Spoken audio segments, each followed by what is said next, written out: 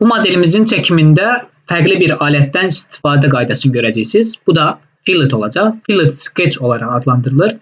Üzərinə gəldiyiniz zaman da adı çıxır həmən.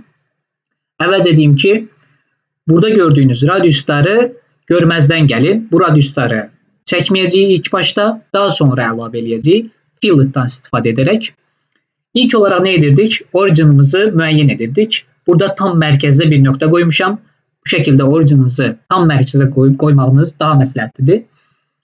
İlk öncə nə edirik? Circle'ımızı gəlib çəkirik. Heç bir ölçü vermədən circle'ımızı çəkirik. Bu şəkildə qeyd edirik.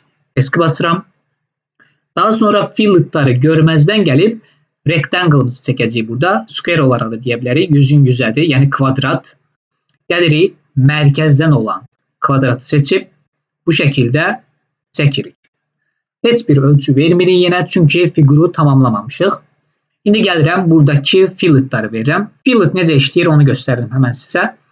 Gəlirik fillet alətinə klik edirik. Daha sonra bu filleti necə verə bilərik? Məsələn, burada gördüyünüz 10 radiuslu filleti necə verə bilərik? Onu görək. İki üsul var. Birinci üsul bu line'la bu line'ı seçib, yəni iki line'ın birləşməsindən fillet çıxartmaq. Bu line'ı seçsək və bu line'ı seçsək, avtomatik olaraq filleti göstərir bizə sarı olaraq bu şəkildə. Bunun ölçüsü istədiyiniz kimi dəyişə bilərsiniz. 5, 10, 15, 20. Bizdə məsələn 10'dur. Bu şəkildə girə bilərik. 10 qoya bilərik. Və ya buradakı filleti silirəm indi. Bu line'ları seçməyin yerinə direkt olaraq nöqtəyə gəldiyiniz zaman, yəni bunların kəsişməsində olan nöqtəyə gəldiyiniz zaman avtomatik olaraq bu şəkildə seçə bilərsiniz. Nöqtəni klik edirəm. Hətta çoxlu seçim də edə bilərsiniz. İstədiyiniz qədər nöqtə seçib bu şəkildə filletləri verə bilərsiniz. Amma bu şəkildə seçsəniz eyni ölçüdə olan filletlər vermək məcburiyyətindəsiniz. Sadəcə 10 olaraq vermişik. 20'yə qaldırsaq hamısı qalxır. 30, 40 bu şəkildə hamısı dəyişir. Onun üçün bizə bu lazım deyil. Gərək burada gördüyünüz Entities to Fillet var. Burada delete eləyib keyboarddan, yəni istədiyiniz kimi delete eləyib silə bilərsiniz və ya right click eləyib buradan delete eləyə bilərsiniz bu şəkildə. İndi gələk, birinci onu verək. Nöqtəni seçirəm. 10 ölçüsünü girirəm. Enter basıram. Daha sonra burada OK'ye basıram. OK'ye bastığım zaman birinci filletim tamam olur. Sonra ikinciyə keçid edirəm. Bura basıram. Ölçünü verirəm. İkinci filletim nədir? 15. 15 verirəm. Yeniden OK'ye basıram. İkinci filletim də tamam olur. Ölçünü verib sonra da fillet verə bilərsiniz. Məsələn 20 ölçüsünü giririk. Daha sonra gəlirik. Nöqtəyə klik edirik. Burada gedib OK'ye basmıram. Mouse'un, yəni mouse'un right'ında, sağında sağ klik eləsəniz OK olacaq seçeneği var. Yəni gedib orada OK'ye basmaq yerinə tez sağ klik edib OK deyə bilərsiniz. Mən indi bax sağ klik edirəm. Buradan uzaqlaşmadan təbii ki. Buradan uzaqlaşsanız o gedəcək və bu filletimi tamamlayıram. Məsələn yenə gəlib burada eləyək onu. 25 girirəm. Bura klik edirəm. Hal-hazırda sağa bassam tamamlayacaq. Amma buradan uzaqlaşdığım təqdirdə o mouse da getmiş olur. Həmən buradan filleti silək. Yenidən göstərim. Gəlirəm. Klik edirəm. Gördüyünüz kimi hal-hazırda göstərir. Sağ klik eləsəm OK eləyəcək. Uzaqlaşdığım zaman avtomatik olaraq itir. Gəlirəm. Yenidən 25'i OK basıb burada bitirirəm.